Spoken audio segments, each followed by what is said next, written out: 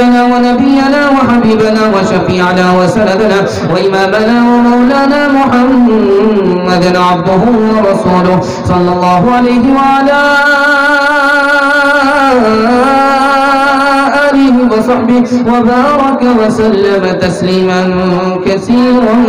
كثيرا أما بعد فأعوذ بالله من الشيطان الرجيم بسم الله الرحمن الرحيم وما أرسلناك إلا رحمة للعالمين صدق الله مولانا العظيم وقال النبي صلى الله عليه وسلم إن الله بعثني رحمة للعالمين أو كما قال عليه الصلاة والسلام سبحان الله وبحمده سبحان الله العظيم وبحمده يستغفر الله صلى الله على سيدنا محمد صلى الله عليه وسلم اللهم صل على سيدنا محمد या रब्बी सल्ली अलैहि वसल्लम हुस्न ऐसा है कुछ बेमिसाल आपका हुस्न ऐसा है कुछ बेमिसाल आपका सानी मिलना हुआ है मुहाल आपका सानी मिलना हुआ है मुहाल आपका हुस्न यूसुफ पे शैदा न होती कभी देखती गर जुलेखा कमाल आपका देखती गर जुलेखा जमाल आपका जिस्म जायक बयक सब महकने लगे जिस घड़ी आ गया है ख्याल आपका कुछ कयामत से भी कम नहीं वो घड़ी कुछ कयामत से भी कम नहीं वो घड़ी जब जहां से हुआ है विशाल आपका जब जहां से हुआ है विशाल आपका जुल्म सहकर ये मुमकिन नहीं छोड़ दे दामनी दिल कशाये बेलाल आपका चल दिए छोड़ कर अर्ज़ बतहा बेलाल शाख गुजरा जो हिजरो मलाल आपका नात लिखने के सदक़े में अत है मुझे नात लिखने के सदक़े में अत हर मुझे आ रहा है बराबर ख्याल आपका आ रहा है बराबर ख्याल आपका। बहुत खूबसूरत जलसा आप कब्रिस्तान के हवाले से सुनने के लिए बैठे हैं। अल्लाह हमारे सुनने को आपके और हमारे सुनाने को कबूल फरमाए। आप लोग मुकम्मल सुनने के लिए तैयार है? दोनों हाथ उठाइए इंशाल्लाह। कान खोल करके सुनेंगे, हाथ उठाइए इंशाल्लाह। आंख बंद करके सुनेंगे, हाथ उठाइए इंशाल्लाह। आंख बंद करके सुनेंगे, जरा ध्यान दीजिएगा। सवालों से मैं अपने पैगाम को शुरू करने के लिए जा रहा हूँ। जलसा आपका काफी देर से शुरू हो चुका है, बहुत देर से जलसा चल रहा है। सीधे सीधे सवालों से मैं अपने पैगाम को शुरू करने के लिए जा रहा हूँ। आप लोग थोड़ा खामोश हो जाइए, ये चैनल वाले थोड़ा खामोश हो जाइए भाई, ध्यान दीजिएगा। सवालों से मैं अपने पैगाम को शुरू करने के लिए जा रहा हूँ। मेरा पहला सवाल है, हमारे नबी और दूसरे नबी के दरमियान कितना ज़माना गुजरा? हजरत आदम और हजरत मोहम्मद सल्लल्लाहु अलैहि वसल्लम के दरमियान कितना ज़माना गुजरा?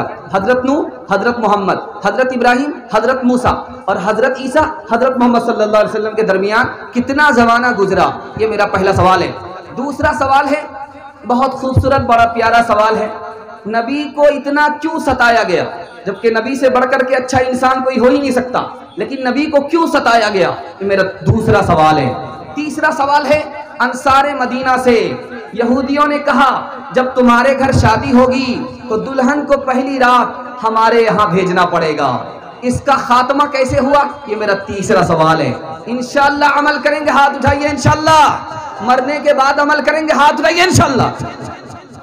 जरा ध्यान रखिए, दिलो दिमाग आपका यहाँ है या नहीं है ये मुझे पता चल रहा है। जरा ध्यान दीजिएगा। मेरा पहला सवाल था, बहुत ध्यान से सुनिएगा, तेजी के साथ जलसा निकल रहा है। हजरत आदम और हजरत मोहम्मद सल्लल्लाहु अलैहि वसल्लम के दरमियान कितने साल का फासला है? 5470 साल, 5470 साल का फासला है हजरत आदम और हजरत मोहम्मद सल्लल्लाहु अलैहि वसल्लम के दरमियान। हजरत नूह और हजरत मोहम्मद सल्लल्लाहु अलैहि वसल्लम के दरमियान कितने साल का फासला है? 4470 साल, 4470 साल। तीसरा फासला दिखाने के लिए जा रहा हूं, हजरत इब्राहिम अलैहिस्सलाम और हजरत मोहम्मद सल्लल्लाहु अलैहि वसल्लम के दरमियान कितने साल का फासला है? 3470 साल, 3470 साल का फासला है। और हजरत मूसा अलैहिस्सलाम के दरमियान और नबी सल्लल्लाहु अलैहि वसल्लम के दरमियान कितने साल का फासला है? 2470 साल, 2470 साल का फासला है। हजरत ईसा और हजरत मोहम्मद सल्लल्लाहु अलैहि वसल्लम के दरमियान कितने साल का फासला है? 570 साल। दूसरा सवाल था, नबी सल्लल्लाहु अलैहि वसल्लम जब इतने नेक और इतने मोहब्बत को बांटने वाले इंसान, उनको दुनिया में क्यों सताया? दुनिया ने नबी से दुश्मनी क्यों की? इसका जवाब यह है कि नबूवत आसान नहीं है। नबी का रुतबा छोटा नहीं होता, नबी का रुतबा बड़ा होता है। अगर नबी को सताया नहीं जाता, दुनिया नबी से दुश्मनी नहीं करती, तो नबी का रुतबा छोटा समझा जाता, बड़ा नहीं समझा जाता। इसलिए बड़े बड़े दुश्मन को खींच करके अल्लाह ने अपने नबी के सामने कर दिया, ताकि नबूवत कोई छोटी चीज बन करके ना रह जाए, नबी का रुतबा छोटा ना हो जाए। तीसरा और आखिरी सवाल आपसे था, यहूदी कितने नापाक होते हैं, कितने गलीज होते हैं, इसका अंदाजा आपको हो जाएगा। अंसारे मदीना से कहा, मदीने में बसने के लिए तुम्हारे लिए एक शर्त है, जब तुम्हारे घर किसी लड़की की शादी होगी, उस लड़की को पहली रात, उस दुल्हन को पहली रात हमारे घर भेजना पड़ेगा। एक औरत बेपर्दा निकल करके आ गई, अंसार ने ताना मारा कि औरत होकर के बेपर्दा निकल करके आ गई। उस औरत ने कहा कि औरत अगर बेपर्दा तुम्हारे सामने निकल जाती है तो तुम्हें गैरत आती है, लेकिन तुम अपनी औरत को, अपनी नई दुल्हन को यहूदी के यहाँ भेजते हो, तुम्हें शर्म नहीं आती है। अंसार ने यहूदी से जंग की, अंसार गालिब आ गए, यहूदी शिकस्त खा गए। तो अंसार को ताना मारा, इस बार तो हम हार गए, अगली बार तुमसे जीत जाएंगे। नबी आएंगे, उस पर ईमान लाएंगे और उनके साथ हम तुमसे जंग करेंगे, तुम हार जाओगे, हम जीत जाएंगे। बदकिस्मती देखिए यहूदियों की, नबी आए, मारे हसद के ईमान ना लाए, और अंसार मारे मोहब्बत के ईमान लाए। अंसार ने अपनी दुनिया भी बना ली, अपना दीन भी बना लिया। मोहम्मद रसूलों में आला है सबसे, मोहम्मद रसूलों में आला है सबसे, वो खल्क़े खुदा में भी बाला है सबसे, वो पाकीज़ा हीरा है कामिल व अकमल, सिवाए खुदा के है वो सबसे अफजल। यहाँ से बिछड़ कर गुजारा नहीं है कि नैया का उसकी किनारा नहीं है, हर एक जर्रा देता है उसकी शहादत, गुलामी है उस दर की सच्ची सयादत। 12 रबीउल अव्वल का महीना आ रहा है, रबीउल अव्वल का महीना आ रहा है। 12 रबीउल अव्वल के मौके से आपको क्या करना है, क्या नहीं करना है, आप लोग मुकम्मल सुनने के लिए तैयार हैं? दोनों हाथ उठाइए इंशाअल्लाह। बुढ़ापे में दाढ़ी रखेंगे, हाथ उठाइए इंशाअल्लाह। बीवी से पूछ करके दाढ़ी रखेंगे, हाथ उठाइए इंशाअल्लाह। ये सीधे बाईपास जा रहे हैं, जरा दिमाग को हाजिर रखिए भाई। देखिए मैं आपको सुनाने के लिए जा रहा हूं, रबीउल अव्वल आ रहा है, डीजे के साथ लोग जुलूस निकालते हैं। जुलूस निकालना चाहिए या नहीं निकालना चाहिए? नबी की पैदाइश पर क्या करना चाहिए? जश्न मनाना चाहिए, जायजा लेना चाहिए। मैं आपको एक खूबसूरत मुताला आपके सामने रखने के लिए जा रहा हूं, और बड़ी उम्मीद के साथ रखने के लिए जा रहा हूं। आप जिस सन्नाटे में सुन रहे हैं, उसी सन्नाटे में सुनिएगा, मैं कामयाब हो जाऊं। एक साहबी हैं, उनका नाम है अबू मूसा अशरी रजी अल्लाह अन्हु। उन्होंने कहा हजरत उमर से कि आपका खत हमारे पास आता है, लेकिन उसमें डेट लिखा हुआ नहीं होता, कैसे पता चलेगा कि ये खत कब आया है, इसका जवाब कब वापस दिया गया है, कैसे पता चलेगा? तो हजरत उमर ने सहाबा को जमा किया, जमा करके कहा क्या होना चाहिए, कौन से महीने से कैलेंडर बनना चाहिए, कौन से साल से कैलेंडर बनना चाहिए। बहुत खूबसूरत मुताला कम वक्त में मैं आपके सामने लेकर के आ रहा हूं। 4 राय आई, जिस साल नबी पैदा हुए उसी साल से कैलेंडर बनना चाहिए, जिस साल नबी दुनिया छोड़ करके गए उसी साल से कैलेंडर बनना चाहिए। जिस साल नबी को नबूवत मिली उसी साल से कैलेंडर शुरू होना चाहिए। चौथी राय ये आई, जिस साल नबी ने अपने दीन के लिए मक्का को छोड़ दिया, वतन को छोड़ दिया, दीन के ऊपर वतन को कुर्बान कर दिया, उस साल से कैलेंडर बनना चाहिए। हजरत उमर ने फैसला लिया नबूवत के साल से कैलेंडर नहीं बन सकता, इसलिए उसमें इख्तलाफ है, मुतय्यन तारीख मालूम नहीं है।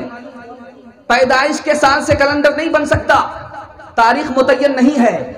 वफात के साल से कैलेंडर नहीं बन सकता, इसलिए कि वफात गम का साल है।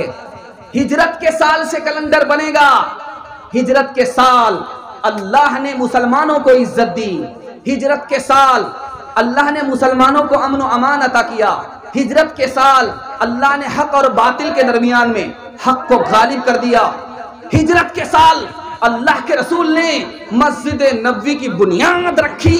हिजरत के साल से कैलेंडर बनेगा, नबूवत के साल से नहीं, विलादत के साल से नहीं, वफात के साल से। अब शुरू किया गया कि कौन सा महीना होना चाहिए, तो किसी ने कहा रमजान का महीना होना चाहिए, कबूल नहीं हुआ। किसी ने कहा रबीउल अव्वल का महीना होना चाहिए, कबूल नहीं हुआ। किसी ने कहा रजब का महीना होना चाहिए, कबूल नहीं हुआ। कबूल कौन से महीने में हुआ, आपको सुनकर के ताज्जुब होगा। कैलेंडर मुसलमानों का बन रहा है और महीना कौन सा कबूल हो रहा है, मुहर्रम का महीना कबूल हो रहा है। हाजी जब घर वापिस आते हैं तो मुहर्रम का महीना होता है, और हिजरत जिस महीने से शुरू हुई है वो मुहर्रम का महीना है। इंशाअल्लाह जब 12 रबीउल अव्वल आ जाए तो हम जायजा लेंगे, जश्न नहीं मनाएंगे। हाथ उठाइए, इंशाअल्लाह जायजा लेंगे। बिल्कुल सही जा रहा है, बिल्कुल सही जा रहा है, घबराने की कोई बात नहीं। लोग घबरा गए हैं कि बार बार हाथ उठा करके फजीयत हो रही है।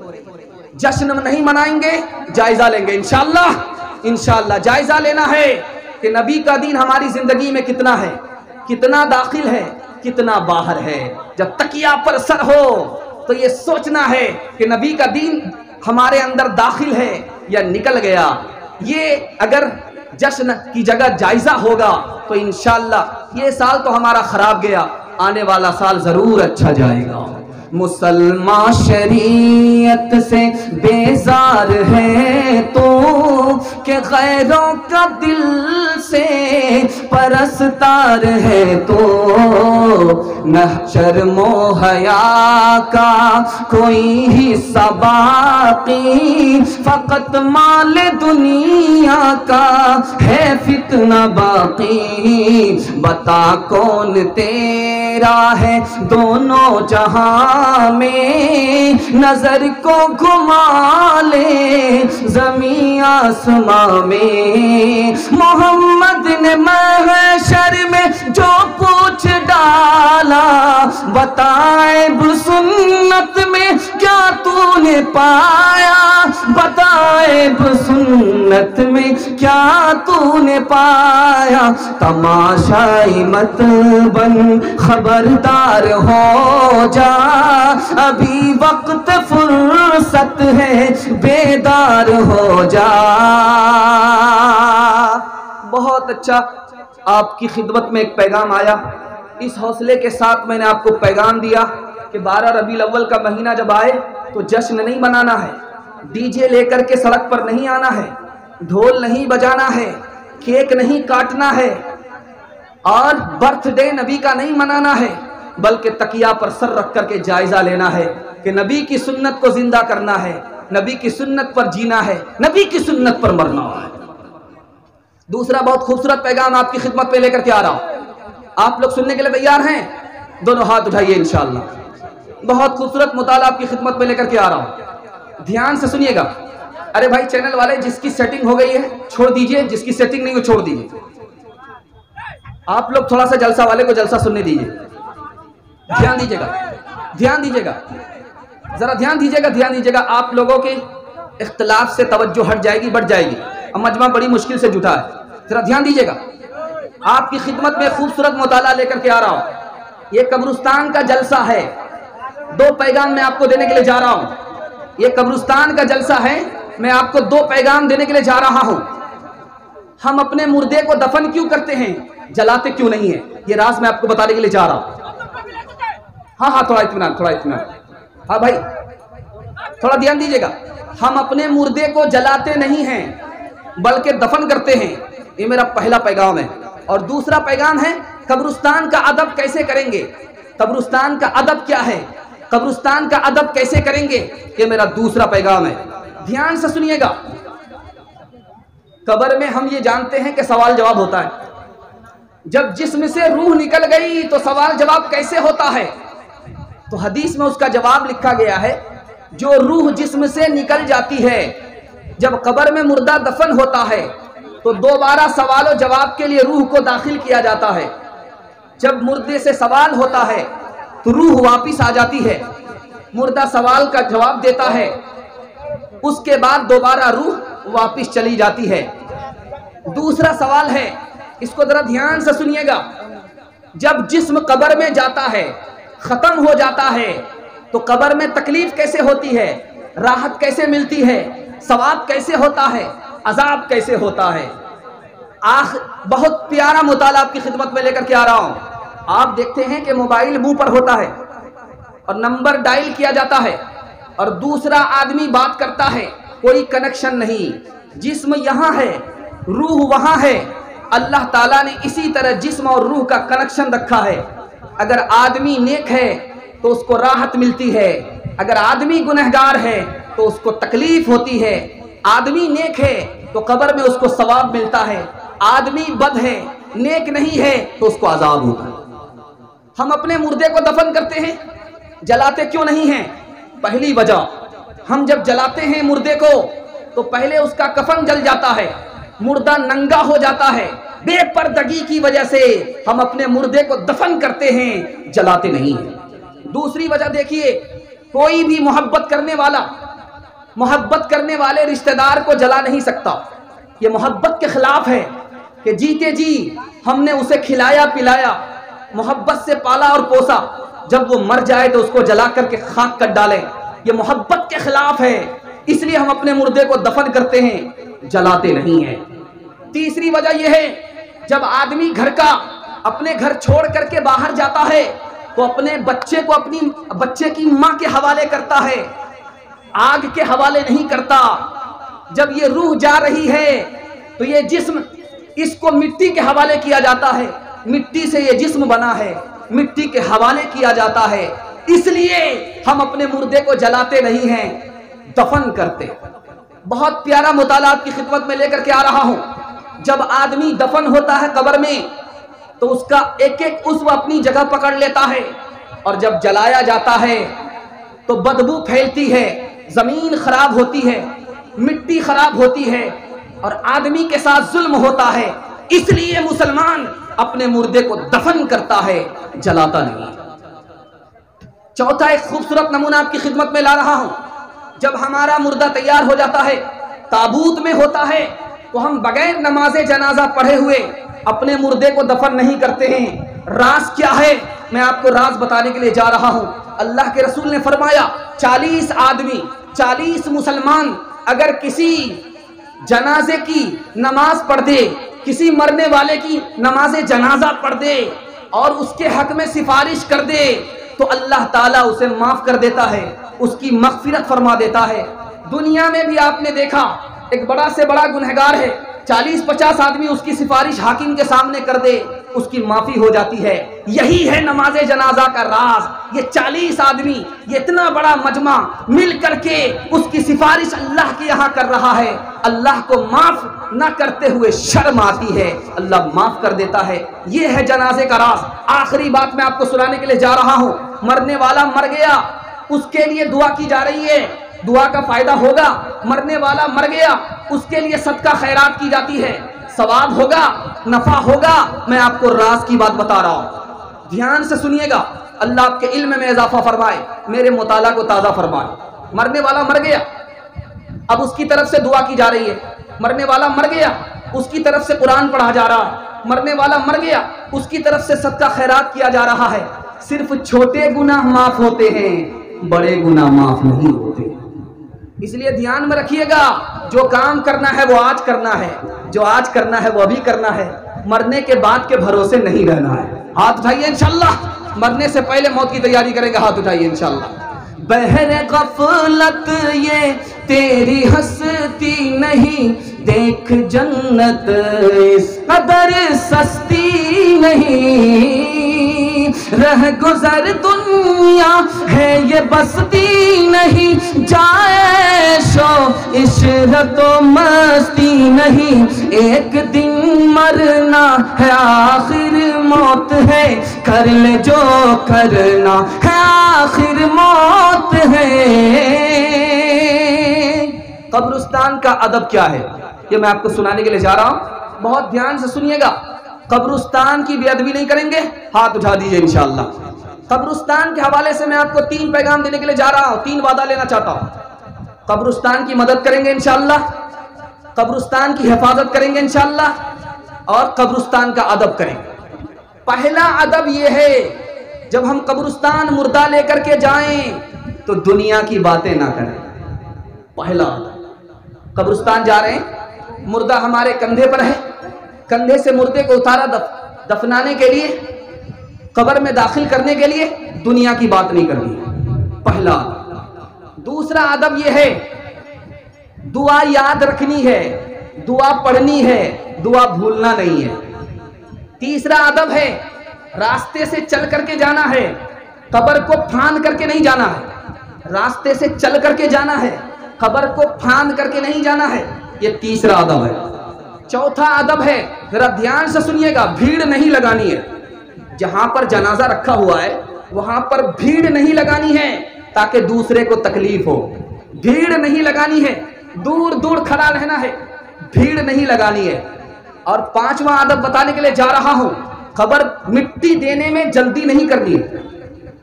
एक आदमी को देने दीजिए, जब वो निकल जाए, भीड़ खत्म हो जाए, तब जाइए, इत्मीनान से मिट्टी दीजिए, जल्दी से मिट्टी मत दीजिए। जल्दी से मिट्टी दे करके अगर भागते हैं बेअदबी है। कब्रिस्तान की बेअदबी है, कब्र की बेअदबी है, मरने वाले की बेअदबी है। जल्दी से मिट्टी दे करके भागना नहीं है, इत्मीनान से मिट्टी देना। और एक खास बात याद रखिए, माल मवेशी को, गौरू और बकरी को कब्रिस्तान में छोड़ना नहीं है। 3 नुकसान होता है, 3 नुकसान होता है। ये जानवर कब्र को रोंदते हैं। दूसरा नुकसान क्या होता है, इस पर पेशाब करते हैं, गोबर करते हैं।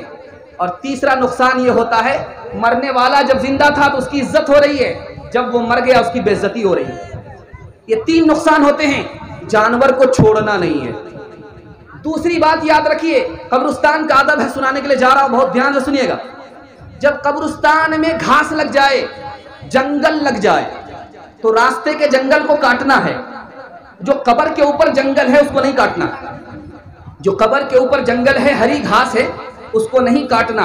जब तक घास हरी होती है तो वो तस्बीह में होती है, और उस तस्बीह का फायदा मुर्दे को होता है। तो जो कब्र के ऊपर हरी घास है उसको काटना नहीं है। और जो घास बाहर की है, कब्र से बाहर हट करके है, उसे काट सकते।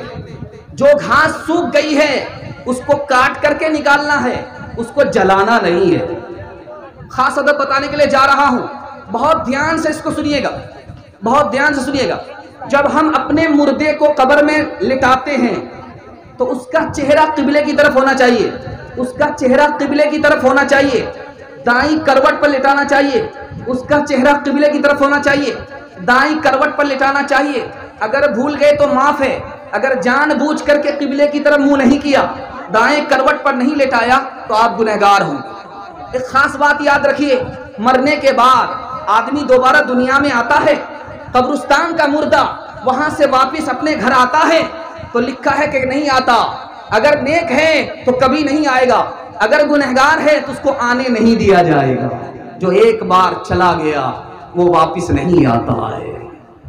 इंशाअल्लाह मौत से पहले मौत की तैयारी करनी है, हाथ उठा दीजिए इंशाअल्लाह। इंशाअल्लाह एक मिसाल पर पैगाम को खत्म कर रहा हूं, बहुत ध्यान से सुनिएगा। कब्रिस्तान का जलसा है, कब्रिस्तान के हवाले से आखिरी पैगाम है, मैं आपको सुनाने के लिए जा रहा हूं, इसको ध्यान से सुनिएगा, ध्यान से सुनिएगा। अमीर का बेटा, गरीब का बेटा, दोनों कब्रिस्तान आए। तो गरीब का बेटा अपने बाप की कब्र को देख रहा है, अमीर का बेटा अपने बाप की कब्र को देख रहा है, वहां भी डींग मार रहा है, फखर कर रहा है, सर ऊंचा कर रहा है। गरीब के बेटे को ताना मार रहा है, देखो वो तुम्हारे बाप की कब्र है, घास फूस की कब्र है, देखो ये मेरे बाप की कब्र है, सीमेंटेड कब्र है, पुख्ता कब्र है। कब्र से पता चलता है तू गरीब का बेटा है, कब्र से पता चलता है मैं अमीर का बेटा हूं। तो गरीब के बेटे ने कितना प्यारा जवाब दिया, वो मैं आपको सुनाने के लिए जा रहा हूं, बहुत ध्यान से सुनिएगा। गरीब के बेटे ने जवाब दिया, गरीब के बेटे ने जवाब दिया, गरीब के बेटे ने जवाब दिया, बात तो सही है, ये तेरे बाप की कब्र है, ये अमीर की कब्र है, सीमेंटेड कब्र है, पुख्ता कब्र है, वो मेरे बाप की कब्र है, घास फूस की कब्र है। लेकिन याद रखो जिस दिन कयामत कायम होगी मेरा बाप जल्दी से बालू झाड़ करके, मिट्टी झाड़ करके जन्नत में पहुंच जाएगा और तुम्हारा बाप पत्थर हटाने ही में लगा हुआ रहेगा। ये दुनिया भी अजब सराय फानी देखी, हर चीज यहाँ की आनी जानी देखी, जो आके न जाए वो बुढ़ापा देखा, जो जाके न आए वो जवानी देखी। जब इस बज़्म से उठ गए दोस्त अक्सर और उठते चले जा रहे हैं बराबर, ये हर वक्त पेशे नजर जब है मंजर, यहाँ फिर तेरा दिल बहलता है क्यों कर, जगह जी लगाने की दुनिया नहीं है, ये इबरत की जा है तमाशा नहीं है। मिले खाक में अहले शाह कैसे कैसे, मकी हो गैला मका कैसे कैसे, हुए नाम बरबे दिशा कैसे कैसे, जमी खा गई नो जवा कैसे कैसे, जगह जी लगाने की दुनिया नहीं है, ये इबरत की जा है तमाशा नहीं है। बहुत अच्छा आप सुन रहे हैं। तीसरा पैगाम आपके सामने लेकर के आ रहा हूं, मुझे उम्मीद है कि बहुत ध्यान से आप लोग सुनेंगे। मुसलमान किस में आगे हैं, मुसलमान किस में पीछे है, ये मैं आपको बताने के लिए जा रहा हूं। मुसलमानों को किस में आगे होना चाहिए, ये पूरे जलसे का खुलासा है जो मैं आपको सुनाने के लिए जा रहा हूं। इंशाअल्लाह दिल से सुनेंगे, हाथ उठाइए इंशाअल्लाह। जब आप हाथ उठाते हैं, जोश के साथ उठाते हैं, तो पता चलता कि आप लोग सुनने के मूड में हैं। देर से जब आपका हाथ उठता है तो लगता है कि आप लोग थक गए, आधा आप लोग हिंदुस्तान में हैं, आधा कब्रिस्तान में। ध्यान से सुनिएगा, बहुत अच्छा माहौल बना है। थोड़ा मैं ये चैनल वाले का भी शुक्रिया अदा करता हूँ, ये लोग बेचारे खामोशी के साथ बैठे, कितने का सिस्टम गड़बड़ा गया है, बेचारे सब्र कर रहे हैं कि बाईपास तकरीर हो रही है और हमारा सिस्टम गड़बड़ है। खैर अल्लाह इनको सब्र का फल मीठा कर दे, इनके सब्र के फल को मीठा कर दे। ध्यान से सुनिएगा, मैं खूबसूरत मुताला आपकी खिदमत में लेकर के आ रहा हूँ। मुसलमान किस में आगे है, इसको सुनकर के बहुत ताज्जुब होगा आपको। मुसलमान पैसा को पानी बहाने की तरफ, पैसे को पानी की तरफ बहाने में आगे है, पैसे को बचाने में आगे नहीं है। मुसलमान पैसे को पानी की तरफ बहा रहा है। सिगरेट में कितना पैसा बह रहा पता है आपको? $50 बिलियन सिगरेट में बहाया जा रहा। और दार्जिलिंग घूमने में, सिक्किम घूमने में कितना पैसा मुसलमानों का खर्च हो रहा है और लोगों का खर्च हो रहा, आपको पता है कितना है? $35 बिलियन। आइसक्रीम खाने में कितना पैसा बर्बाद हो रहा पता है? $11 बिलियन। शराब पीने में कितना पैसा बर्बाद हो रहा है पता है? $400 बिलियन। लड़ाई झगड़े में एक मुसलमान दूसरे मुसलमान से मुकदमा लड़ने में कितना पैसा खर्च कर रहा है? $780 बिलियन। और तालीम के ऊपर कितना पैसा खर्च हो रहा है? $6 बिलियन। सेहत के ऊपर कितना पैसा खर्च हो रहा है? $9 बिलियन। सबसे कम तालीम के ऊपर, सबसे कम सेहत के ऊपर, और पानी की तरह पैसे को बहाने में, शराब पीने में जो पैसा बहाया जा रहा है $400 बिलियन। सुन करके आपको ताज्जुब होगा, हमारे नबी के यहाँ 2 ही दावत होती थी। एक दावत का नाम था अकीका, दूसरी दावत का नाम था वलीमा। 2 ही दावत होती थी, इसके अलावा कोई तीसरी दावत नहीं थी। हमने खाने पीने में इतना ध्यान दिया कि दावत पर दावत का इजाफा कर दिया। एक दावत का इजाफा हुआ है, उस दावत का नाम है नया मकान बनेगा, तो दावत खाएंगे, खिलाएंगे। तीसरी दावत है, आपको सुनकर के ताज्जुब होगा कि बच्चे का खतना होगा तो हम दावत खाएंगे, दावत खिलाएंगे। और एक दावत का इजाफा और हुआ, लड़की वाले के यहाँ बारात लेकर के आएंगे, बताएंगे 120 लेकिन लेकर के आएंगे 420। बेटी के यहाँ दावत खाएंगे, लड़की वाले के यहाँ दावत खाएंगे। ये दावत सुन्नत भी नहीं है, ये दावत मुस्तहब भी नहीं है, ये दावत मुबाह है। खा लिया तो ठीक, छोड़ दिया तो ठीक, खाने पर सवाब नहीं, छोड़ने पर गुनाह नहीं। हाँ, जो लोग खड़े हैं बैठ जाइए भाई, खुदा के वास्ते बैठ जाइए।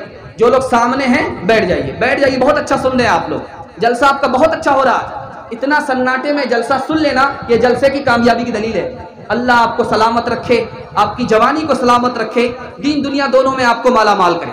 मुसलमान देखिए किसमें पीछे है, जिसमें आगे होना चाहिए उसमें पीछे है, और जिसमें पीछे होना चाहिए उसमें आगे। लड़ाई झगड़े में मुसलमान आगे। 3 समाज को तरक्की है, मुसलमान को तरक्की नहीं है। 3 समाज को सुन करके ताज्जुब होगा, मरवाड़ी को तरक्की है, महता को तरक्की है, गुज्जर को तरक्की है। तरक्की क्यों है? उनका झगड़ा अदालत में नहीं जाता, घर बैठे हल हो जाता है। और मुसलमानों का केस 2011 में कटिहार की अदालत में डोरी एक्ट का मुकदमा 36,000। उस कौम का क्या हाल होगा? मरवाड़ी तरक्की कर रहे हैं, उनका मामला अदालत में नहीं जाता। महता तरक्की कर रहा है, उनका मुकदमा अदालत में नहीं जाता। गुज्जर को तरक्की है, उनका मामला अदालत में नहीं जाता। और हमारा मसला मुकदमा घर में हल होता ही नहीं है, अदालत चला जाता है और कोठी बिक जाती है, फिर भी मसला हल नहीं होता है। झगड़े में हम आगे हैं, वो झगड़े में पीछे, तरक्की कर रहे हैं, हम झगड़े में आगे, तरक्की नहीं हो रही। अब सुन करके आपको और ताज्जुब होगा, हमारे नबी ने अपनी पूरी जिंदगी सुलह किया है, लड़ाई नहीं की है। लड़ाई कितनी हुई है पूरी जिंदगी में? हमारे नबी ने 27 लड़ाई लड़ी है, 27। और 27 में कितने लोग गिरफ्तार हुए? 6500। जख्मी कितने हुए दोनों तरफ से? 127। मारे गए कितने लोग दोनों तरफ से? 1018। लेकिन 1919 में दुनिया ने जंग लड़ी है। रूस की तरफ से कितने लोग मारे गए? 17 लाख। जर्मनी की तरफ से कितने लोग मारे गए? 16 लाख। फ्रांस की तरफ से कितने लोग मारे गए? 13 लाख। इटली की तरफ से कितने लोग मारे गए? 4 लाख। ऑस्ट्रेलिया की तरफ से 8 लाख, बर्तानिया की तरफ से 7 लाख, तुर्की की तरफ से 2 लाख, बेल्जियम की तरफ से 1 लाख, अमेरिका की तरफ से 50,000। कुल मीजान 73 लाख लोग मारे जा रहे हैं। हमारे नबी ने जंग नहीं किया, सुलह किया, सुलह से इस्लाम आगे बढ़ गया। आज भी अगर हम जंग छोड़ दें, भाई की लड़ाई, पड़ोसी की लड़ाई, जमीन की लड़ाई, और माफ करने वाले बन जाएं, हमसे दुनिया पीछे होगी, दुनिया हमको पीछे नहीं कर सकती। एक मैं आईना दिखा रहा हूं, जरा ध्यान से सुनिएगा, इसको बहुत ध्यान से सुनिएगा। मुसलमान 1931 में हुनर में कितना है? 5%। और गैर मुस्लिम बिरादर वतन वो कितने हैं हुनर में? 92%। गैर मुस्लिम हुनर में, सिलाई और कढ़ाई में कितने फीसद? 1931 में 92%, मुसलमान सिर्फ 5%। तिजारत में गैर मुस्लिम भाई 1931 में 85% और मुसलमान सिर्फ 13%। तिजारत में मुसलमान पीछे, गैर मुस्लिम भाई आगे। हुनर में, सिलाई कढ़ाई में मुसलमान पीछे, गैर मुस्लिम आगे। अब बताइए, शिकायत अपनी है, अपने घर की शिकायत है, अपने अमाल की सजा। तीसरी चीज दिखाने के लिए जा रहा हूं। 1931 में, 1981 में मुसलमानों की नौकरी कितनी हो रही है? सरकारी मुलाजमत, सरकारी मुलाजमत सेंट्रल गवर्नमेंट में मुसलमान 3%, लोकल गवर्नमेंट में मुसलमान 6%, आईएएस में मुसलमान 2%, आईपीएस में मुसलमान 2%, रेलवे में मुसलमान 2%। इसके बाद और नीचे घट गए। 1991 में मुसलमान कितने आ गए? 1 नंबर की नौकरी करने वाले 1.5%, 2 नंबर की नौकरी करने वाले 3%, 3 नंबर की नौकरी करने वाले 4% और 4 नंबर की नौकरी करने वाले 5%। 100 में सिर्फ 5 आदमी 4 नंबर की नौकरी कर रहे हैं, बाकी 95% गोल है। तालीम में देखिए, 1996 में अक़वाम मुत्तहिदा ने एक रिपोर्ट दिया था, कि अनपढ़ लोग, जाहिल लोग दुनिया में कितने हैं, तो कहा 1.5 अरब। 1.5 अरब लोग जाहिल है। सबसे ज्यादा किस मुल्क में हैं, तो कहा हिंदुस्तान में 40% लोग जाहिल हैं। और हिंदुस्तान में सबसे ज्यादा जाहिल कौन है, तो कहा मुसलमान हैं। मर्द 62% जाहिल है और औरत 72% जाहिल। मुसलमान बच्चे स्कूल में, मदरसा में कितना पढ़ने के लिए आ रहे हैं, तो लिखा कि मुसलमानों के बच्चे जो स्कूल में पढ़ने के लिए आ रहे हैं, मदरसे में पढ़ने के लिए आ रहे हैं, 100 में सिर्फ 4 बच्चे पढ़ रहे हैं, 96 बच्चे गोल हैं। बताइए उस कौम का हाल क्या होगा। मैं आपसे हाथ जोड़ करके कहता हूं, ये आप अच्छा कपड़ा बच्चे को पहना रहे हैं, भूल जाएगा। अच्छा खाना खिला रहे हैं, बच्चा भूल जाएगा। अच्छा मकान बना करके दे रहे हैं, बच्चा भूल जाएगा। आप बच्चे को पढ़ा करके दिखाइए, जिंदगी भर आपके एहसान को याद करेगा। एक मिसाल पर मैं अपने पैगाम को खत्म कर रहा हूं। आज दुनिया का मकसद क्या हो गया है, 2 ही मकसद है, या तो पखाना है, या तो कमाना है, या तो पखाना है। हर वक्त सोचता रहता है कहां से कमाऊंगा, कहां से पकाऊंगा, कहां से खाऊंगा, उसके बाद जब पेट में भर जाए तो कहां खाली करूंगा। मकसद मुसलमानों का सिर्फ 2 रह गया है, पखाना और बावर्ची खाना, पखाना और बावर्ची खाना। असल मकसद मुसलमान भूल गया है। एक मिसाल पर पैगाम खत्म कर रहा हूं, ध्यान से सुनिएगा। खुद जाहिल रहे कोई ऐब की बात नहीं है, इंशाअल्लाह अपने बच्चे को जाहिल नहीं रहने देंगे। आज रहिए इंशाअल्लाह। बस एक मिसाल पर पैगाम खत्म कर रहा हूं। इस मुल्क का बादशाह गुजरा है, उसका नाम है औरंगजेब बादशाह। उस बादशाह को पता चला कि फला नवाब है, बहुत खाता है, खाने में बहुत पैसा उड़ाता है, खिलाने में बहुत पैसा उड़ाता है।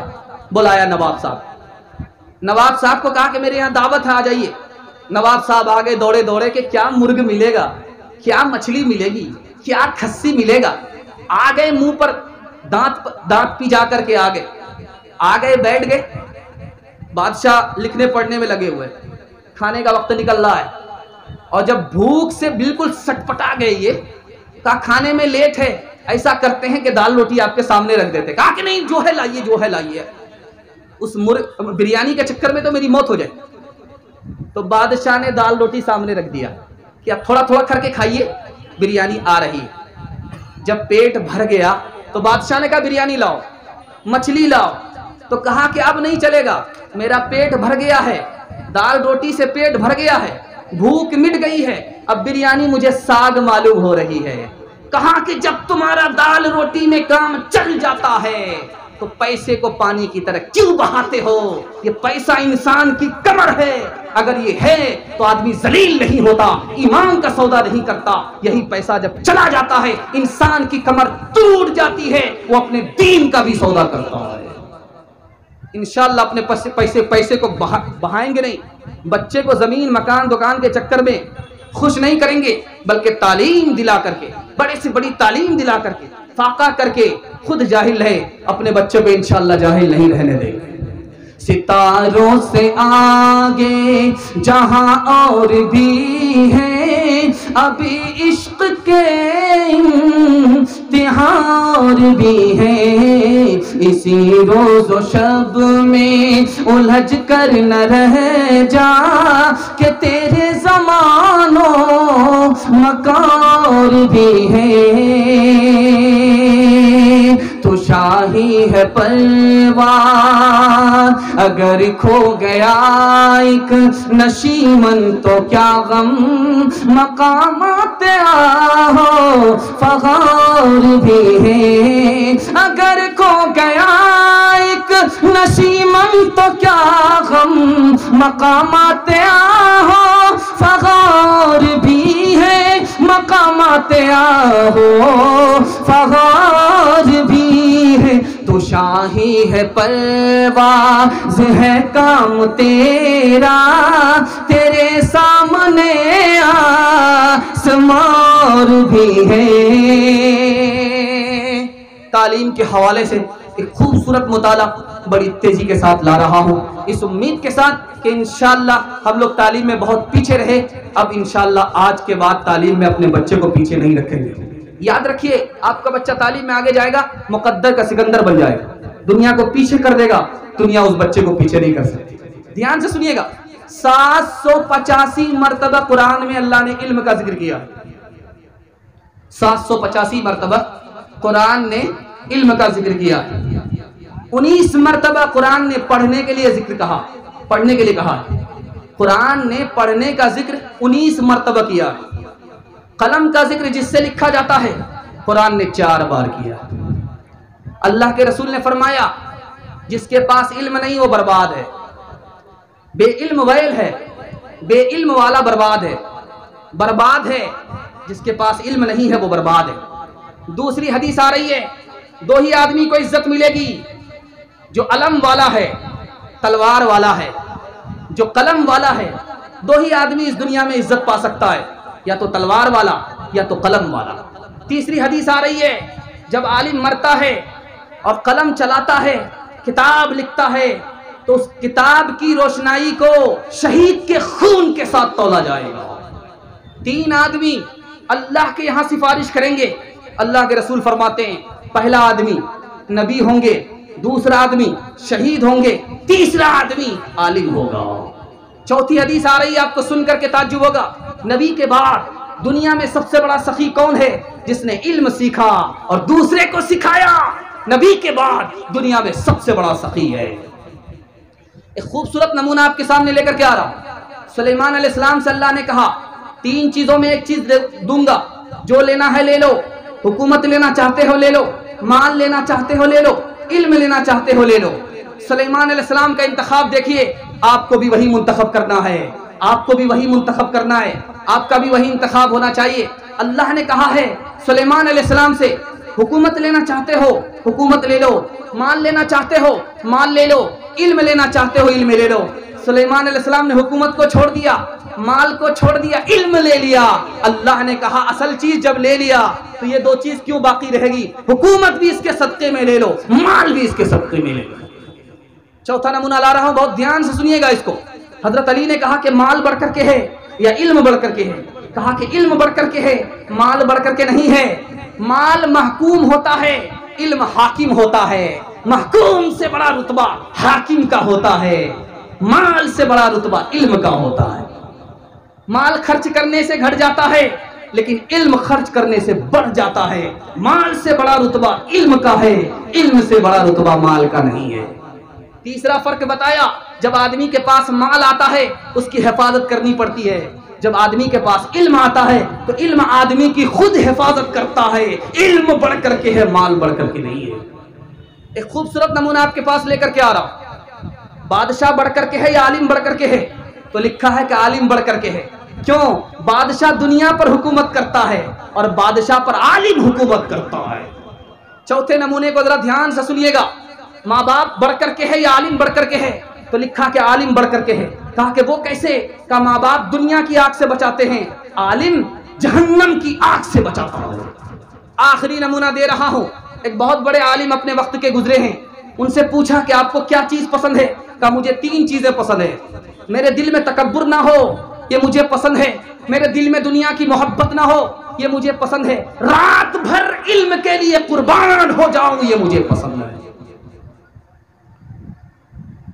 बादशाह ने वजीर से कहा कि बेटा तुम्हारा बाप कहाँ है?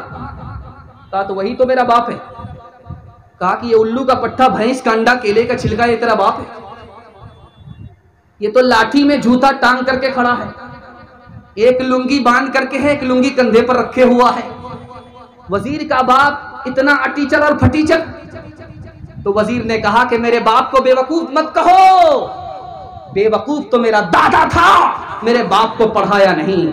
मेरा बाप बेवकूफ नहीं है, अगर बेवकूफ होता तो खुद जाहिल रह करके मुझे पढ़ा लिखा करके वजीर नहीं बनाता। जिंदगी कुछ और शय है, इल्म है कुछ और शय। जिंदगी कुछ और शय है, इल्म है कुछ और शय। जिंदगी सोज़े जिगर है, इल्म है सोज़े दिमाग। इल्म में दौलत भी है, लज्जत भी है, कुदरत भी है। एक मुश्किल है कि हाथा ता नहीं अपना सुराग। अहले दानिश आम है, कामयाब है अहले नजर। अहले दानिश आम है, कामयाब है अहले नजर। क्या ताज्जुब है कि खाली रह गया तेरा दिमाग। पढ़ लिख कर के आदमी क्या बनता है, क्या बनना चाहिए उसे, ये बहुत खूबसूरत मुताला आपके पास लेकर के आ रहा हूं। अगर आप लोग सुनने के मूड में हैं तो दोनों हाथ जोश के साथ उठाइए, इंशाअल्लाह सुनने के लिए तैयार है। आपके पास अगर दूसरे का अदब है तो आप खुशनसीब होंगे, दीन दुनिया दोनों में आप कामयाब होंगे। बताने के लिए जा रहा हूं, बहुत ध्यान से सुनिएगा। अल्लाह के रसूल ने फरमाया 3 आदमी की इज्जत में अल्लाह की इज्जत है। बूढ़ा आदमी जिसकी दाढ़ी सफेद हो गई, उसको इज्जत दो, उसको इज्जत देना अल्लाह को इज्जत देना है। दूसरा आदमी जिसको इज्जत देना अल्लाह को इज्जत देना है, वो बादशाह है जो दूध का दूध पानी का पानी इंसाफ करता है, उसको इज्जत अल्लाह को इज्जत है। तीसरा आदमी जिसको इज्जत देना अल्लाह की इज्जत है, आलिम को इज्जत देना इस वजह से कि इसके सीने में इल्म है, अल्लाह को इज्जत देना। 4 आदमी को इज्जत नबी की सुन्नत है। दूध का दूध पानी का पानी इंसाफ करने वाला बादशाह, आलिम, बूढ़ा आदमी, और चौथा आदमी कौन है जिसको इज्जत देना नबी की सुन्नत है, माँ बाप। बूढ़े माँ बाप को इज्जत देना नबी की सुन्नत है। तीसरे नमूने को जरा ध्यान से सुनिएगा। अल्लाह के रसूल ने धमकी दिया, जो बड़े को इज्जत ना दे, छोटे से मोहब्बत ना करे, आलिम की अजमत दिल में ना रखे, माँ बाप की खिदमत ना करे, मैं उसका नबी नहीं, वो हमारा उम्मती नहीं। आखिरी नमूना दे रहा हूं, बहुत ध्यान से सुनिएगा। इमाम बुखारी के उस्ताद हैं, हदीस पढ़ा रहे हैं, बैठ करके खड़े हो जाते हैं, फिर बैठ जाते हैं, फिर खड़े हो जाते हैं, फिर बैठ जाते हैं, फिर खड़े हो जाते हैं। शागिर्द ने पूछा कि बात क्या है, आप खड़े हो जाते हो, फिर बैठ जाते हो, खड़े हो जाते हो, बैठ जाते हो। कहा कि दरअसल मैं जब हदीस पढ़ा रहा हूं, एक बच्चा खेलता हुआ आ जाता है, वो बच्चा किसी और का नहीं है, मेरे उस्ताद का बेटा है। मैं उसकी इज्जत में हदीस के पढ़ाते के दौरान मैं उसकी इज्जत में खड़ा हो जाता हूं। जब वो फिर आता है, फिर खड़ा हो जाता हूं, वो दोबारा आता है, फिर खड़ा हो जाता हूं।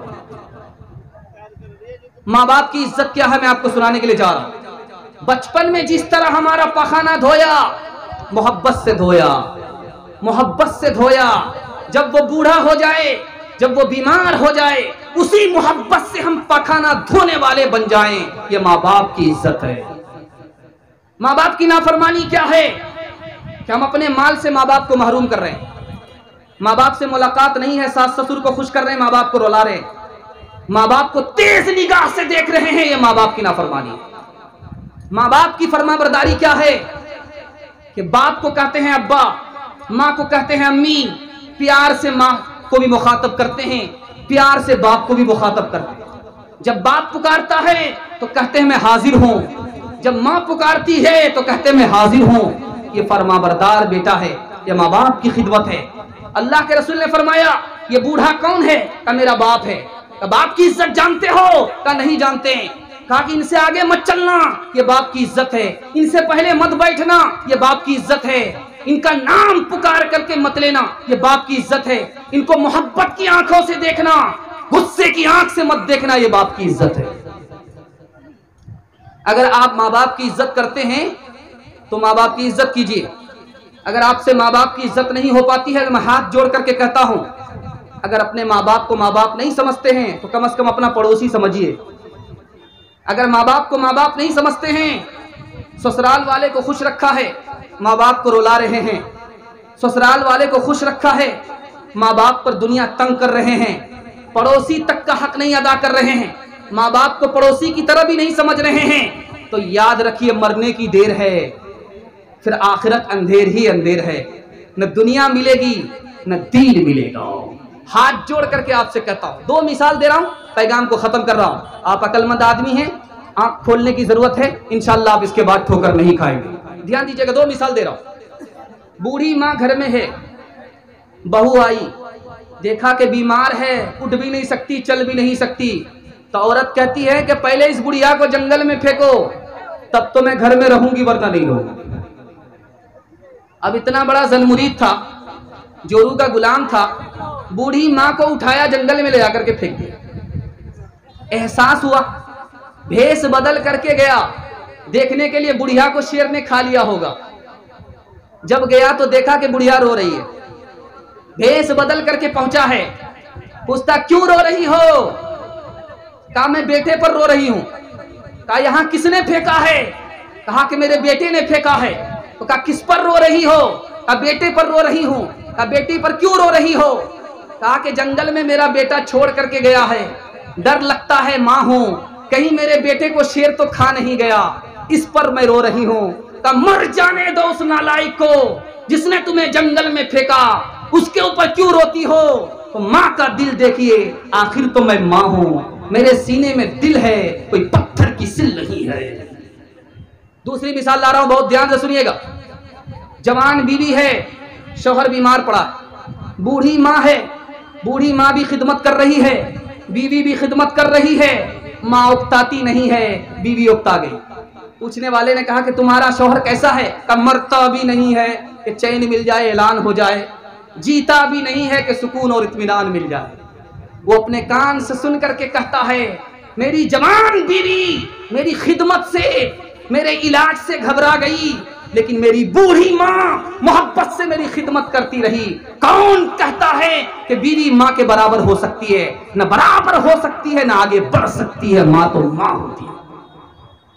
हर चीज तो मिल जाएगी बाजार में, लेकिन बाजार में, लेकिन हर चीज तो मिल जाएगी बाजार में, लेकिन बाजार में, लेकिन माँ बाप से बढ़कर कोई दौलत न मिलेगी। आंचल जो उठा कर के दुआ माँ तेरी कर दे, माँ तेरी कर दे। आंचल जो उठा कर के दुआ माँ तेरी कर दे, माँ तेरी कर दे। दुनिया हो या उक़बा कहीं जिल्लत न मिलेगी। माँ बाप को रुलाएंगे, बीवी को खुश रखेंगे, हाथ उठाइए इंशाल्लाह। देखिए कैसे कैसे मजनू हाथ उठा रहे हैं, जरा देख लीजिए, चैनल में सब कैद हो रहे हैं। जरा ध्यान रखिएगा भाई। अब मैं आपको बताने के लिए जा रहा हूं, कौन बीवी घर को जन्नत बनाती है, कौन बीवी घर को जहन्नम बना देती है। जरा ध्यान दीजिएगा, मस्तूरात के हवाले से, खवातीन के हवाले से बहुत खूबसूरत मुताला आपकी खिदमत में आ रहा है। आप लोग मुकम्मल सुनने के लिए तैयार है? दोनों हाथ उठाइए इंशाल्लाह। इंशाल्लाह लाठी से खैर खबर लेंगे, हाथ उठाइए इंशाल्लाह। ए देखते जाइए, दाना पानी सब बंद हो जाएगा, घर पहुंचिए। जरा ध्यान रखिएगा, कौन औरत घर को जन्नत बनाती है और कौन औरत घर को जहन्नम बना देती है। ये नमूना मैं आपके सामने लेकर के आ रहा हूं। अल्लाह के रसूल ने फरमाया, जिस आदमी को 4 चीज हासिल हो जाए वो खुशनसीब है, जिसको 4 चीज हासिल ना हो वो बदनसीब है। जिसको नेक बीवी मिल जाए वो खुश नसीब है, जिसको लंबा चौड़ा घर मिल जाए खुश नसीब है, जिसको नेक पड़ोसी मिल जाए खुश नसीब है, जिसको सवारी आसान से आसान सवारी मिल जाए, सवारी करने के लिए सवारी मिल जाए, सवार होने के लिए सवारी मिल जाए, ये खुश नसीब आदमी। बदनसीब आदमी कौन है? जिसको नेक बीवी नहीं मिली, उसका पड़ोसी नेक नहीं है, उसका घर छोटा है, सारी जरूरत पूरी नहीं होती है, सवारी बहुत कंडम है, मुश्किल से यहां से वहां जा पाता है, यह आदमी बदनसीब है। अल्लाह के रसूल ने कहा कि एक दुआ मांगते रहो, ए अल्लाह मैं उस औरत से पनाह मांगता हूं जो मुझे वक्त से पहले बूढ़ा कर दे। एक आदमी है, घर से बाहर खुश रहता है, जब घर के अंदर आता है तो खुश नहीं रहता, उसका मुंह लटक जाता है। बीवी इस कदर नाफरमान है कि घर आता है तो जिंदगी तंग हो जाती है, घर से जब बाहर निकलता है तो उसकी जिंदगी जन्नत बन जाती है। एक बार सालन जल जाए तो एक ही बार भूखा रहना पड़ता है, लेकिन जब नाफरमान बीवी से दिल जल जाता है तो जिंदगी इसी तरह जलती रहती है, परेशान रहती है। नमूना देने के लिए जा रहा हूं। आदमी के गले में तौक है, ये गले में तौक है। जानते हैं ये तौक कौन है? ये नाफरमान औरत है। जब वो मर जाती है तो इसको चैन मिलता है, जब वो तलाक लेकर के इससे छुटकारा पा लेती है, इस आदमी को नजात मिल जाती है। एक शायर था, बीवी के मरने पर बहुत हंस रहा था। लोगों ने पूछा कि कितना संगदिल आदमी हो, बीवी तुम्हारी मरी है, शरीके हयात मरी है, तुमको गम नहीं है? कहा कि ये मेरे लिए तो वबाले जान थी, गले की फसरी थी, अल्लाह को अच्छा करना था, जल्ले तू जलाल तू इस बला को टाल, इसलिए हंस रहा हूं। एक शायर आदमी था, बीवी को बद्दुआ दे रहा था। लोगों ने कहा कि बीवी को दुआ दो, बद्दुआ क्यों देते हो? कहा 2 वजह से बद्दुआ दे रहा हूं। उसकी जो ज़बान चलती है कैंची की तरह चलती है, मेरे दिल को काट करके रख देती है, और उसका जो गुस्सा है वो सांप की तरह मुझे डसता है, इसलिए मैं उसे बद्दुआ देता हूं, दुआ नहीं देता। दिल्ली के शायर के पास एक नौजवान गया, मैं शायरी सीखना चाहता हूं, शायर बनना चाहता हूं। अरे भाई ये सीखने की चीज नहीं है, वक्त सिखा देता। नाफरमान औरत से निकाह कर लो, 1 नंबर के शायर बन जाओगे। किसी के इश्क और मोहब्बत के चक्कर में पड़ जाओ, 1 नंबर के शायर बन जाओ। एक आदमी अपनी बीवी से कह रहा था, जब मैं मर जाऊं तो तुम शादी कर लेना। तो बीवी ने कहा जरूर दाल में काला है, मुझे क्यों कह रहे हो कि मैं मर जाऊं तो तुम शादी कर लेना? ताकि आने वाले शौहर को पता चल जाए कि पहला शौहर इतनी जल्दी क्यों मर गया। दूसरा नमूना ला रहा हूं, बहुत ध्यान से सुनिएगा। माँ ने बेटे से पूछा कि यह शीशा कैसे टूट गया? का तेरी नाफरमान बहू ने पत्थर मारा, शीशा टूट गया। अब सास ने बहू से पूछा कि यह शीशा कैसे टूट गया? का मैं तेरे नालायक बेटे को पत्थर मार रही थी, वो पत्थर खा लेता, शीशा बच जाता। तीसरा नमूना ला रहा हूं, बहुत ध्यान से सुनिएगा। अदालत में औरत रो रही है, काजी ने पूछा कि क्यों रो रही हो? का मेरे शौहर को तुमने 1 ही साल की सजा दी, इसलिए रो रही हूं। तो काजी ने कहा चलो 3 साल की सजा कर दिया। अब औरत हंसने लगी, रोना बंद हो गया। एक बहुत प्यारी मिसाल पर पैगाम को खत्म कर रहा हूं। एक औरत कह रही है, जब मैं बहू थी तो मुझको अच्छी सास नहीं मिली, जब मैं सास बनी तो मुझको अच्छी बहू नहीं मिली। इंसाफ से बताइए, ये नालायक औरत थी, यही अच्छी बहू नहीं थी, यही अच्छी सास नहीं थी। जब ये बहू थी तो सास को अच्छी बहू नहीं मिली, जब ये सास बनी तो बहू को अच्छी सास नहीं मिली। एक मिसाल पर पैगाम को खत्म कर रहा हूं, ध्यान से इसको सुनिएगा। बीवी पूछती है शौहर से, जब तुम घर में रहते हो तो लाठी से बात करते हो, गाली से बात करते हो, जब मेहमान आता है तो मोहब्बत से बात करते हो, प्यार से बात करते हो, तुम्हारे मुंह से फूल झड़ता है, बात क्या है? तो कहा कि जब तुम घर में रहती हो तो अटीचर फटीचर रहती हो, गुस्ल भी नहीं करती हो, पुराना कपड़ा पहनती हो, खुशबू भी नहीं लगाती हो, बन सवर करके नहीं रहती हो, लेकिन जब तुम घर से बाहर निकलती हो तो बन सवर करके निकलती हो, जैसी तू है वैसा मैं हूं। जिसकी फितरत थी हया आबरू, इस्मतो इफ़्फ़त की पुतली नेक हो गई तहजीब मग़रिब से खराब,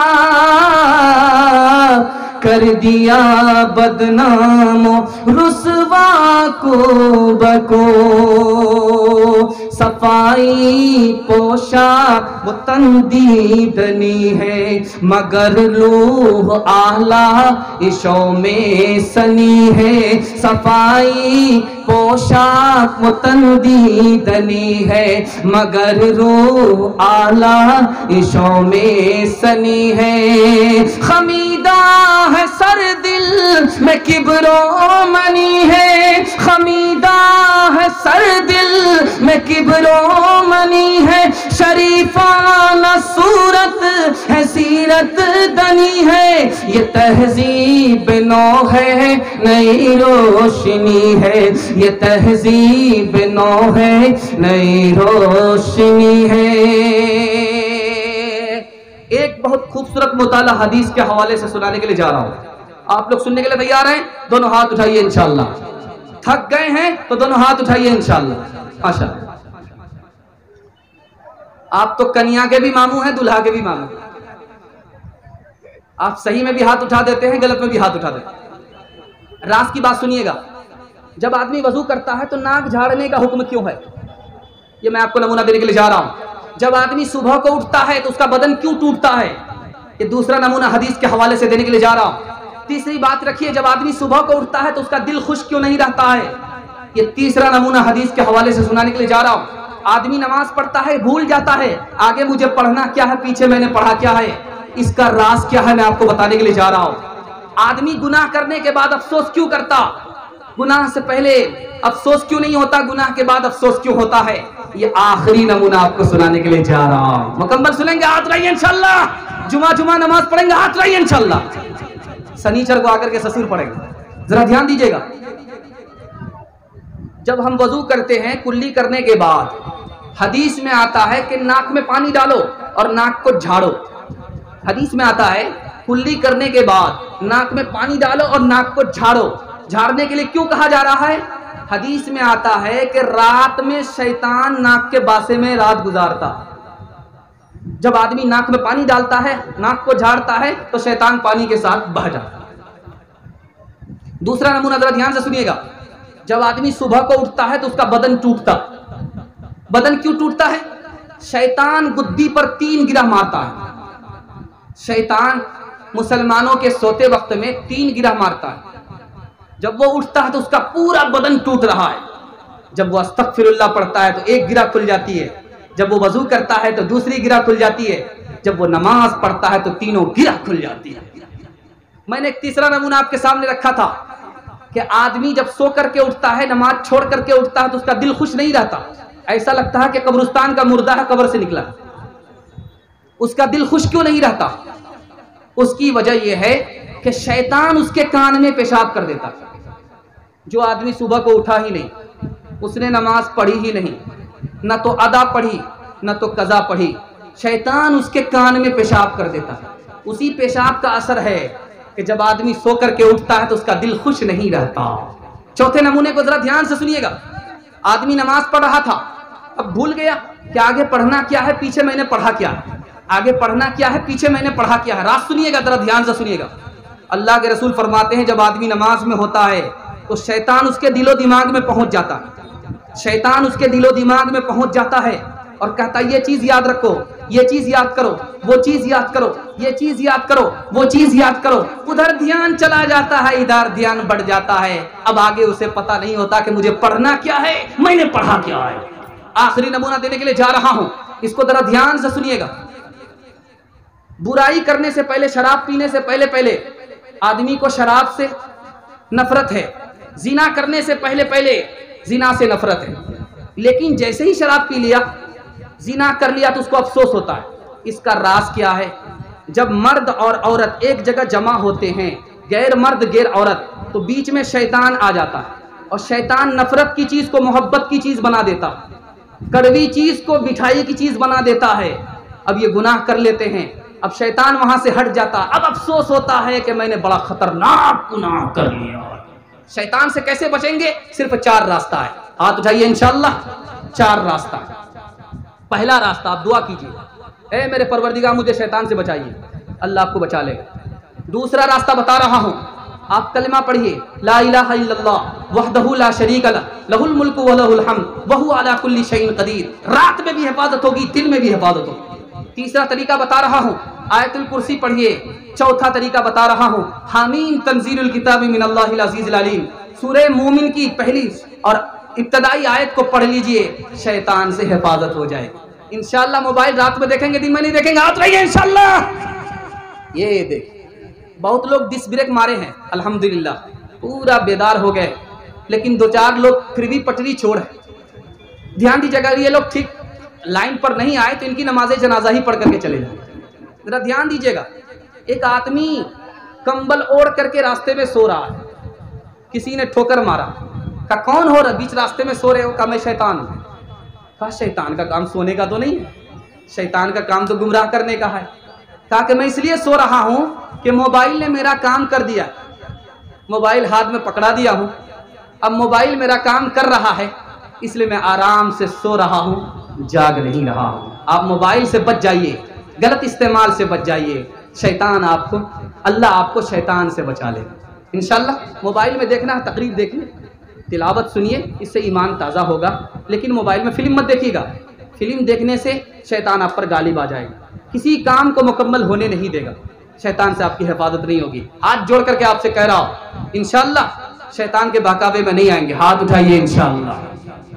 शैतान की न मान जो राहत नसीब हो, अल्लाह को पुकार मुसीबत अगर पड़े, कहो करेगा हिफाजत मेरी खुदा मेरा, कहो करेगा हिफाजत मेरी खुदा मेरा, रहूं जो हक पे मुखालिफ करेंगे क्या मेरा, गुरूर उन्हें है तो मुझको भी नाज है अकबर, गुरूर उन्हें है तो मुझको भी नाज है अकबर, सिवा खुदा के सब उनका है और खुदा मेरा, सिवा खुदा के सब उनका है और खुदा मेरा। बस आखिरी पैगाम मैं अपने हिस्से का दे रहा हूं और अपने जलसे को मुकम्मल कर रहा हूं। शराब के हवाले से मैं आपको सुनाने के लिए जा रहा हूं, आप लोग मुकम्मल सुनने के लिए तैयार हैं? एक शराब से कितना बड़ा नुकसान होता है और समाज शराब से कितना बड़ा नुकसान उठा रहा है। जवान शराब की वजह से कितने पीछे हो गए, जवानों को 3 नुकसान उठाने पड़ रहे हैं। सबसे बड़ा गुनाह कौन है? शराब से बड़ा कोई गुनाह है या नहीं है? ये नमूना मैं आपको देने के लिए जा रहा हूं। एक आदमी सिर्फ शराब पी रहा है घर का और उसकी बीवी 3 बार मुसीबत उठा रही, उसके मुंह की सड़ी हुई बदबू उसकी बीवी को झेलना पड़ रहा है। शराब ये पी रहा है, मुसीबत बीवी उठा रही है, पहली मुसीबत। दूसरी मुसीबत, जब नवाब साहब घर आते हैं तो गाली बोलते हुए आते हैं और बीवी ने जरा जवाब दे दिया तो लाठी से खबर लेते हैं, बीवी पर दूसरी मुसीबत। तीसरी मुसीबत, अगर बीवी ने सवाल पे सवाल शुरू किया, बड़े मियां ने तलाक दे दिया। एक शराबी की वजह से उसकी बीवी पर 3 मुसीबत मुसल्लत होती है। दूसरे नमूने को जरा ध्यान से सुनिए।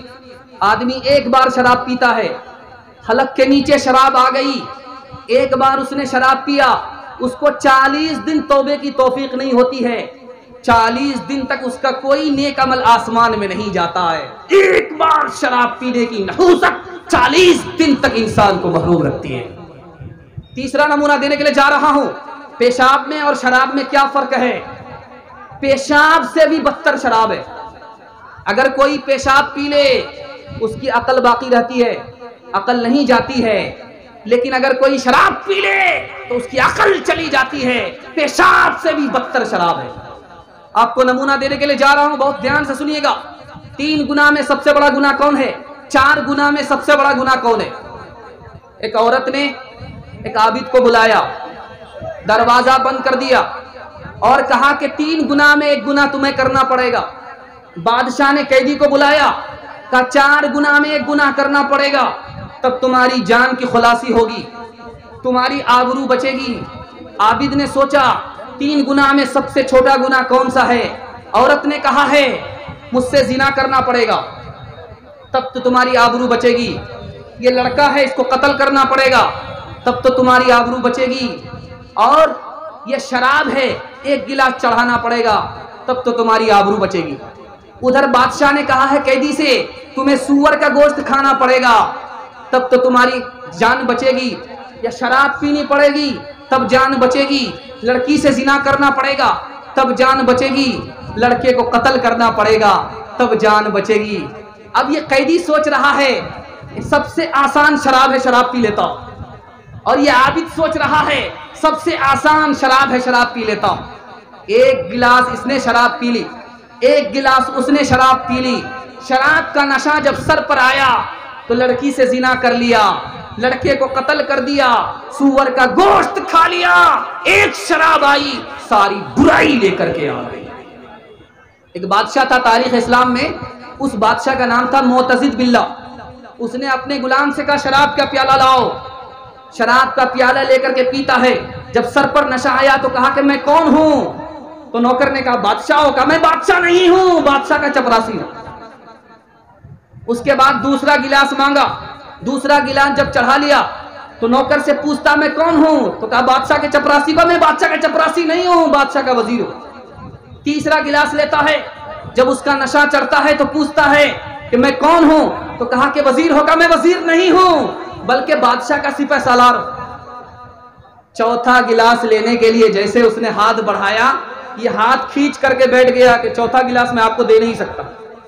पहला गिलास पी करके तुमने कहा कि मैं चपरासी हूं, दूसरा गिलास पी करके तुमने कहा कि मैं वजीर हूं, तीसरा गिलास पी करके तुमने कहा कि मैं सिपह सालार हूं।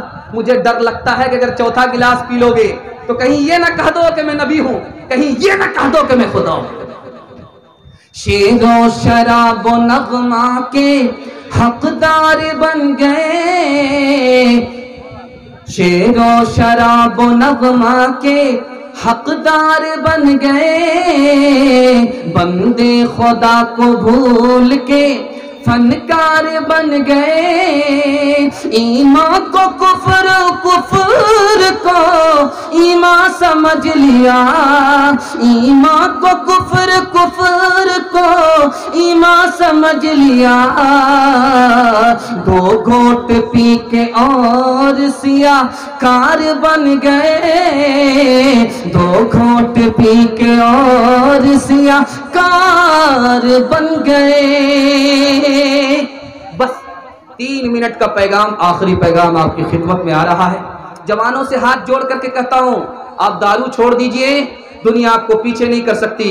अल्लाह आपको मुकद्दर का सिकंदर बना देगा। आप सबसे आगे होंगे, कोई आपको पीछे नहीं कर सकता। 3 नुकसान उठाना पड़ता है शराब पीने पर। पहला नुकसान, शराब पीने वाला वक्त से पहले बूढ़ा हो जाता है।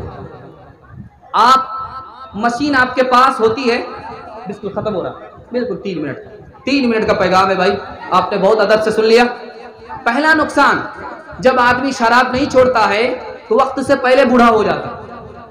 दूसरा नुकसान, जवानी में मर जाता। तीसरा नुकसान, मैदान हार जाता। नमूना देने के लिए जा रहा हूं, बहुत ध्यान से सुनिएगा, ध्यान से सुनिएगा। आप स्प्रे मशीन को पीठ पर लेकर के स्प्रे मशीन करते हैं, स्प्रे करते हैं, तो स्प्रे मशीन में 99 बूंद पानी की डालिए, 1 बूंद सिर्फ शराब की डालिए। स्प्रे मशीन है, उसमें 99 बूंद पानी की डालिए, 1 बूंद, अरे भाई अल्लाह के बंदे सुन लो, तुम्हारे ही वास्ते है, 99 बूंद पानी की डालिए, 1 बूंद शराब की डालिए। उसको फूल पर स्प्रे करके दिखाइए, आप तजर्बा कर लीजिएगा। वो फूल मुरझा जाता है, चंद दिन में वो फूल मुरझा जाता है। जब वो हलक के नीचे गटर गटर आ रही है तो अंदर का क्या हाल है। एक बादशाह था सिकंदर, 33 साल की उम्र में मर गया। क्यों मर गया? शराब पीने की वजह से। एक बादशाह था, उसका नाम था बाबर। बाबर बादशाह शराब पीता था, मैदान हार गया। तौबा करता है, ऐ खुदा मैं शराब से तौबा करता हूं, शराब पीने की वजह से मैं मैदान हार गया, मैं शराब से तौबा करता हूं। जैसे ही उसने इधर तौबा किया, इब्राहिम लोधी से उसकी जंग होती है, वो मैदान मार करके फातेह हो गया। अपने खानदान में उसने हुकूमत को ला करके बाबर बादशाह का खिताब हासिल कर लिया। आप सिर्फ शराब को छोड़ दीजिए, सब लोग आपके आगे होंगे। देखिए, एक शराब का नशा होता है, इससे भी ज्यादा खतरनाक इलेक्शन का नशा होता है। इलेक्शन का जो नशा है वो बहुत खतरनाक नशा होता है। 2 जवान बैठे, एक ने कहा मैं लाखपति था, खाकपति हो गया। दूसरे ने कहा मैं लाखपति था, खाकपति हो गया। बस 1 लाइन का नमूना है, खत्म हो रहा। 1 लाइन का नमूना है, खत्म हो रहा। एक जवान कहता है कि मैं लाखपति था, खाकपति हो गया। दूसरा जवान कहता है कि मैं लाखपति था, खाकपति हो गया। एक जवान ने कहा मैं लाखपति था, खाकपति कैसे हो गया? डाकू ने मुझे लूट लिया, मैं खाकपति हो गया। दूसरे जवान से पूछा कि तुम लाखपति थे, खाकपति कैसे हो गए? कहा इलेक्शन में मुझे लूट लिया, मैं लाखपति से खाकपति हो गया। खुदा के वास्ते अकल का नाखून लीजिए। एक एक वार्ड में 20-20 आदमी खड़े मत होइए, जीतेगा एक ही, बर्बाद सब हो जाए। इसलिए जो देखिए कामयाब है, इसमें माहिर है, उसको आगे बढ़ने दीजिए, जिताइए।